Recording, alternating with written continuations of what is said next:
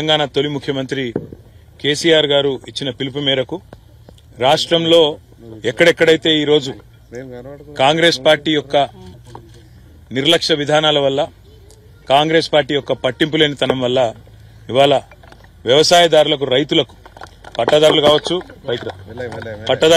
లేదా కౌలు రైతులు కావచ్చు వాళ్ళు పడుతున్న ఇబ్బందులు గమనించి ఇప్పటికే 15-20 లక్షల ఎకరాల్లో ఎక్కడెక్కడైతే పంటలు ఎండిపోయినాయో ఆ రైతుల్లో భరోసా నింపడానికి ధైర్యాన్ని ఇవ్వడానికి అదేవిధంగా వారికి మేమున్నామని చెప్పడానికే ఈరోజు క్షేత్రస్థాయిలో మా పార్టీ నాయకులు అన్ని నియోజకవర్గాల్లో కూడా రైతుల దగ్గర పోతా ఉన్నారు, పర్యటనలు చేస్తా ఉన్నారు.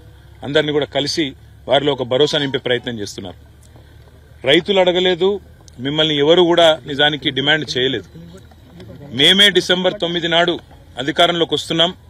ఇప్పటిదాకా లోన్లు తీసుకొని వాళ్ళు కూడా తీసుకోండి, నేను వెంటనే 2 లక్షల రూపాయల రుణమాఫీ చేస్తా అని చెప్పింది రేవంత్ రెడ్డి.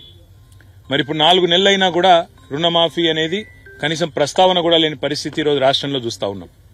రుణమాఫీ చేయకపోగా బ్యాంకుల ద్వారా ఇవాళ రైతులకు లీగల్ నోటీసులు ఇచ్చి మీరు కడతారా సస్తారా అని మెడ మీద కత్తిపెట్టినట్టు వ్యవహారం మరొక దిక్కు చూస్తా ఉన్నాం.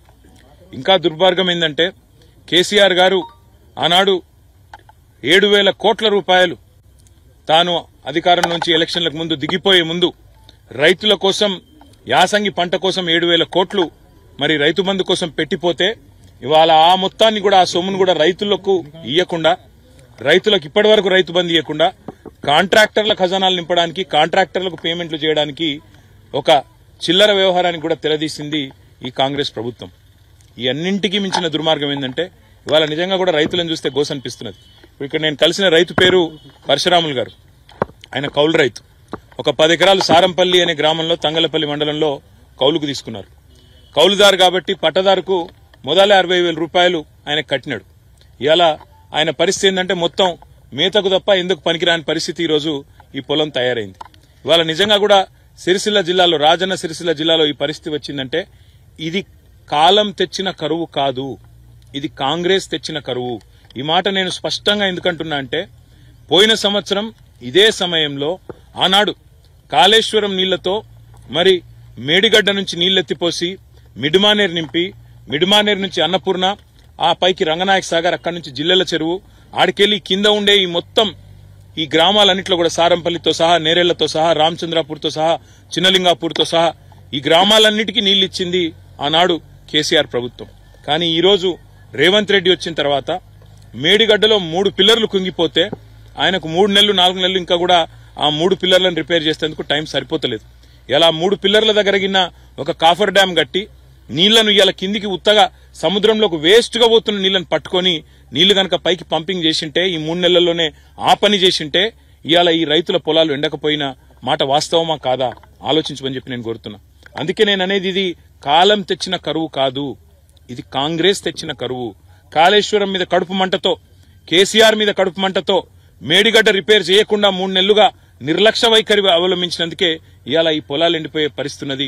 15-20 లక్షల ఎకరాల్లో ఇవాళ రైతులు బాధపడే పరిస్థితున్నది. నా పక్కనే ఉన్న పరశురాములు గారు కౌలు రైతు. మరి రేవంత్ రెడ్డి చెప్పిండు కౌలు రైతులకు కూడా రైతు భరోసా ఇస్తా, రైతు కూలీలకు కూడా పైసలు ఇస్తా అన్నాడు. రుణమాఫీ లేదు, కౌలు రైతులకు పైస లేదు, రైతు కూలీల ముచ్చటనే లేదు. ఆఖరికి ముఖ్యమంత్రికి పంట పొలాలకు వచ్చి రైతులను పరామర్శించే తీరిక లేదు. ఇప్పటి వరకు గత 4 నెలలుగా చేసింది ఏంటంటే 14-15 సార్లు ఎక్కే విమానం దిగే విమానం అన్నట్టు ఢిల్లీకి జాతరలు చేసుడు యాత్రలు చేసుడు తప్ప ఇంతవరకు రైతు పొలాల దిక్కు చూసిన పాపాన కూడా ఈ ముఖ్యమంత్రి గాని ఆయన మంత్రులు గాని పోలేదు. అందుకే రాష్ట్ర ప్రభుత్వాన్ని మేము డిమాండ్ చేస్తా ఉన్నాం. మొదలు మీరు 2 లక్షల రుణమాఫీ డిసెంబర్ 9 నాడు చేస్తామని ఏ మాట అయితే ఇచ్చిండ్రో ఆ పని వెంటనే చేయండి. దానికి మీకు ఏ కోడు అడ్డం రాదు. అవసరమైతే ఎన్నికల కమిషన్ కు ప్రత్యేకంగా లేఖ రాయండి. ఇది మా ఎన్నికల హామీ, వెంటనే నెరవేర్చాలనుకుంటున్నాం. మేము ఈ వెంటనే చేసి రైతుల్లో భరోసా నింపాలనుకుంటున్నాం. ఇప్పటికే దాదాపు 200 మంది రైతులు ఆత్మహత్యలు చేసుకున్నారు. కాబట్టి ఈ విషయంలో ప్రభుత్వం వెంటనే స్పందించాలనేది మొదటి డిమాండ్. రెండవది, ఖచ్చితంగా ఈ ప్రభుత్వం చేయవలసింది మీరిచ్చిన మాట ప్రకారం రైతు భరోసా ఏదైతే 15,000 రూపాయలని మీరు చెప్పినరో కేసీఆర్ 10,000 ఇస్తుండు, నేను 15,000 ఇస్తా అన్నావు. ఆ 15,000 కూడా ఇచ్చి మీరు మాట నిలబెట్టుకోవాలనేది రెండో డిమాండ్. మూడవది ముఖ్యమైనది, కౌలు రైతులకు రైతు కూలీలకు పైసలు ఇస్తా అన్నావు, వెంటనే ఇవ్వాలని చెప్పి కూడా మేము డిమాండ్ చేస్తా ఉన్నాం. నాలుగవది, రైతులకు ఎక్కడెక్కడైతే ఈ రోజు పంట నష్టం జరిగిందో, మీ నిర్లక్ష్యం వల్ల పంట నష్టం జరిగిందో, మీరు నీళ్లు ఇవ్వకపోవడం వల్ల పంట నష్టం జరిగిందో, మీరు చెరువులు నింపకపోవడం వల్ల, మీరు వాగుల్లో నీళ్లు పంపు చేయకపోవడం వల్ల నష్టం జరిగిందో, ఆ రైతులకు గతంలో కేసీఆర్ గారు ఉన్నప్పుడు ఎకరానికి 10,000 రూపాయలు ఇస్తూ ఒక గవర్నమెంట్ ఆర్డర్ తెచ్చిండు. అదన్నా నిలబెట్టు, లేదా నీకు మాకంటే ఎక్కువ ప్రేమ ఉంటే 10,000 కాదు 25,000 రూపాయలు ఎకరానికి నష్టపరిహారం ఇవ్వాలని చెప్పి కూడా నేను డిమాండ్ చేస్తున్నా. ఇక నష్టపోయిన పంట ఎట్లాగూ పోయింది, మరి మిగిలిన పంటనన్నా ఇప్పుడు కోతలు కోసే టైం వచ్చింది. నేను రేవంత్ రెడ్డిని డిమాండ్ చేస్తున్నా, పోయిన పంటకు నష్టం జరిగిన పంటకేమో ఎకరానికి 10,000 రూపాయల 25,000 రూపాయల ప్రభుత్వం నిర్ణయం తీసుకోవాలి, వెంటనే నష్టపరిహారం ఇవ్వాలి. పంట ఏదైతే కోతకొస్తున్నదో తొందరలో కొనుగోలు కేంద్రాలు ప్రారంభించాల్సిన అవసరం ఉంది. మీరే చెప్పినరు 500 రూపాయలు క్వింటాల్కు బోనస్ అన్నావు, మరి ఇప్పుడు వెంటనే క్వింటాల్కు బోనస్ అన్న ప్రకటించు. ఎన్నికల కమిషన్కు అవసరమైతే ప్రత్యేకంగా పోయి వాళ్ళకు ఉత్తరం రాసి ప్రత్యేకంగా కలిసి రైతులు కష్టాల్లో ఉన్నారు కాబట్టి చేయక తప్పడం లేదని చెప్పి వాళ్ళ పర్మిషన్ తీసుకొని వెంటనే మీ చిత్తశుద్ధి చాటుకోవాలని చెప్పి కూడా నేను రాష్ట్ర ప్రభుత్వాన్ని డిమాండ్ చేస్తున్నా.